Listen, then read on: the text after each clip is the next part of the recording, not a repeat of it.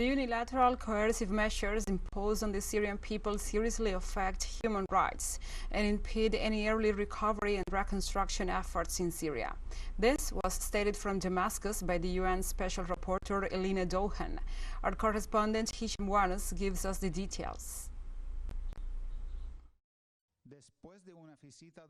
After a 12-day visit to prepare a report on the impact of coercive measures on human rights in Syria, Douhan, in a press conference in Damascus, denounced that such measures constitute a serious and unjustifiable violation of basic human rights and impede the recovery and reconstruction of this nation in the current post-war period. The UN Special Rapporteur also warned that the lives of Syrians are in danger due to the direct impact of such measures on the health and agricultural sectors. These measures greatly affected the Syrian pharmaceutical sector and caused shortages, especially in terms of medical equipment and medicines for chronic diseases, and undoubtedly affected the availability of equipment and spare parts needed for the rehabilitation and development of drinking water and irrigation networks, which may cause serious challenges to public health and food security.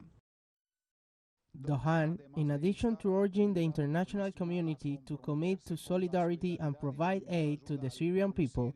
called for an immediate lifting of the unilateral coercive measures that, he criticized, hit the main sectors of the Syrian economy, including the fields of oil, gas, electricity, commerce, and construction. This, he condemned, coupled with the destruction of almost half of the country's vital infrastructure by the war, has placed 90% of the Syrian people below the poverty line with limited access to the basic necessities of life.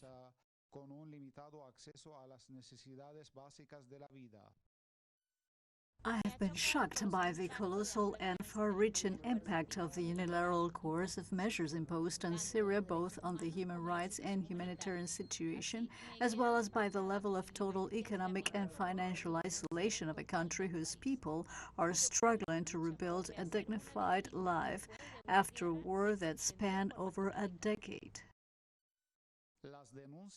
Douhan's denunciations refute Western allegations that his sanctions are not directed against the Syrian people, but against certain figures, entities, and institutions of the Syrian government, a reality in the face of which citizens and authorities are working side by side with their research and with the support of friendly and allied countries, determined to move forward, defeat Western economy, terrorism, and recover the splendor of their country. Hisham teleSUR, Damasco, Syria.